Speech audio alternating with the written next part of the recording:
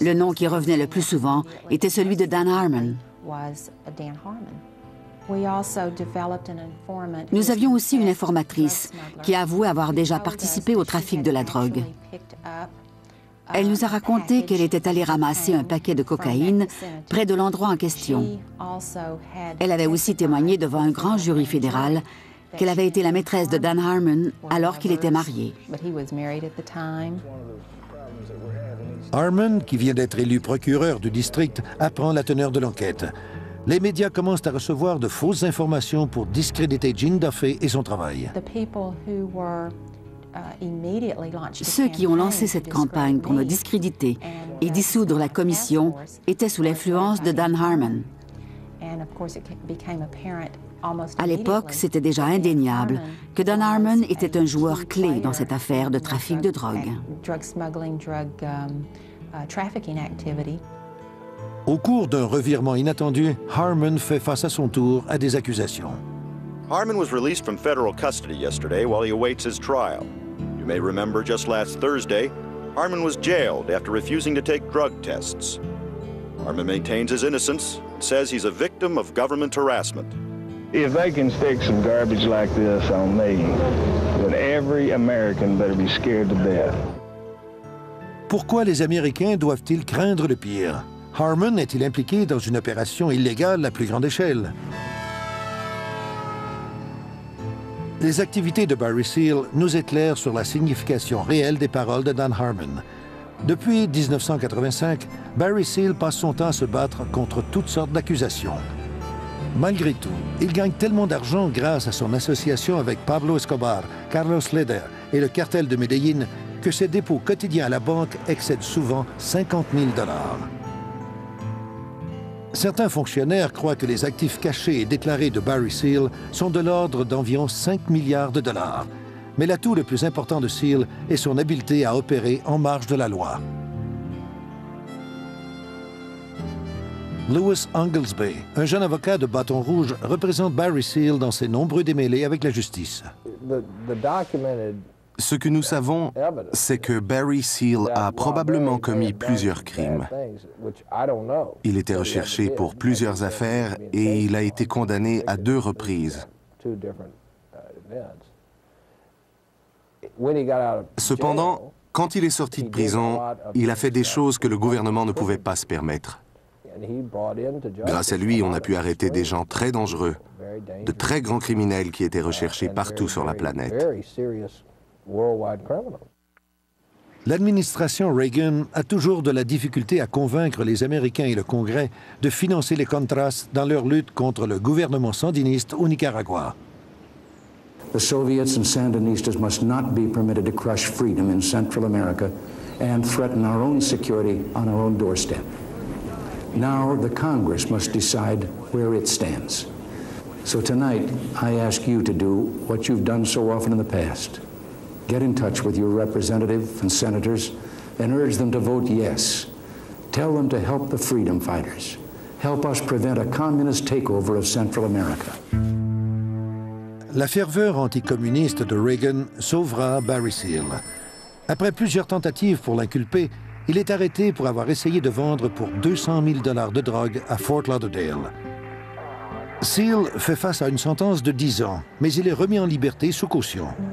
À Washington, il rencontre des dirigeants de la DEA, l'agence du contrôle de la drogue, auprès de laquelle il se vante de pouvoir impliquer les sandinistes du Nicaragua dans le trafic de la cocaïne. Les représentants de la commission antidrogue de George Bush sont très intéressés, tout comme les responsables des opérations secrètes du Conseil national de sécurité, le vice-amiral Poindexter et le lieutenant-colonel Oliver North.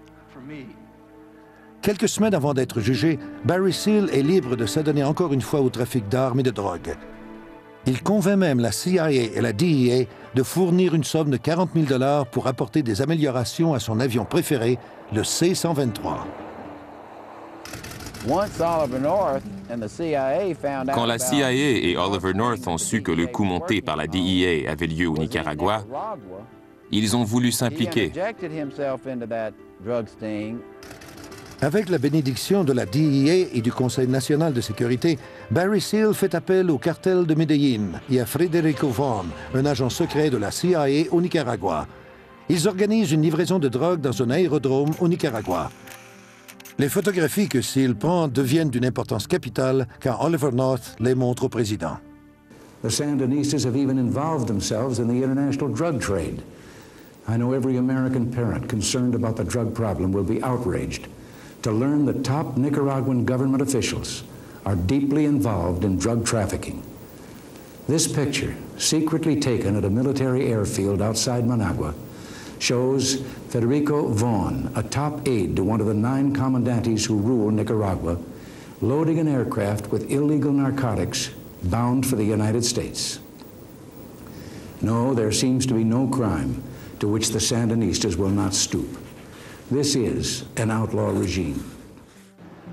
Les agents de la CIA confirment que le discours de Reagan a fait sauter la couverture de Seal au sein du cartel de Medellín, dont les membres utilisaient le gouvernement corrompu du Panama et les dirigeants des Contras pour faire passer leur drogue. Ils changent rapidement de tactique.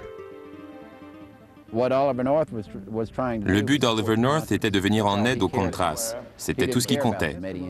Il ne se préoccupait pas du cartel de Medellín et des répercussions de cette opération sur leurs activités futures. S'il n'avait pas rendu publique cette opération, les 3/4 des membres du cartel de Medellín auraient été arrêtés. Quelques semaines plus tard, les activités du cartel reprennent de plus belle.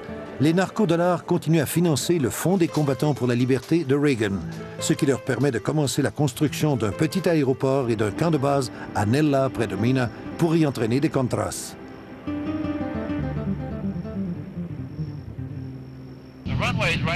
Ici, c'est la piste d'atterrissage. Sur cette colline, où il y a de l'électricité, on peut même voir une petite cabane. Nous devions bâtir une base ici. Les affaires de Seal continuent d'aller bon train. Mais dans le domaine du trafic d'armes et de drogue, quand le vent change, il souffle très fort. The story is there's a $350,000 contract on your life. That's true.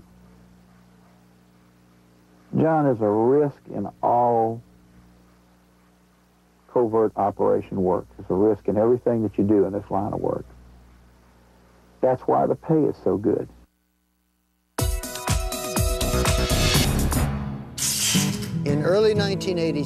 Au début de 1986, l'administration Reagan se retrouve au beau milieu d'une controverse. Un quotidien de Beyrouth dévoile les détails d'un accord secret de vente d'armes entre les États-Unis et l'Iran. Les profits sont cachés dans un compte en Suisse. Ils sont utilisés par le vice-amiral Poindexter et Oliver North pour financer les Contras dans leur guerre contre les sandinistes, malgré l'opposition du Congrès et du peuple américain. C'est une violation de la Constitution. Ces révélations scandaleuses ont un grand effet sur la population qui demande des explications à ses dirigeants. What is involved is that in the course of the arms transfers, certain monies were taken and made available to the forces in Central America which are opposing the Sandinista government there. Le sénateur John Tower est nommé à la tête d'une commission qui doit faire la lumière sur cette affaire. Tous ceux qui sont impliqués seront assignés à comparaître en audience publique. Cependant, un témoin clé sera absent. Barry Seal est assassiné en février 1986 par un tueur à gages prétendument engagé par le cartel de Medellín. Au moment de l'assassinat de Seal, le FBI, la DEA et plusieurs corps de police enquêtaient sur ses activités. Sam Dalton, procureur de la Nouvelle-Orléans, réalise à quel point Barry Seal est important pour le FBI quand ceux-ci viennent saisir une malle retrouvée dans sa voiture. Cette malle contiendrait des preuves qui relient Barry Seal au Conseil national de sécurité, au directeur de la CIA, William Casey, et à d'autres hauts fonctionnaires à Washington. Il a fallu qu'un juge ait le courage de faire face au gouvernement fédéral pour que nous puissions récupérer cette malle. Il les a forcés à nous la rendre. Cependant, ils l'avaient déjà fouillée et ils avaient pris certains documents. Heureusement pour nous, ils avaient oublié certaines petites choses qui ont prouvé à quel point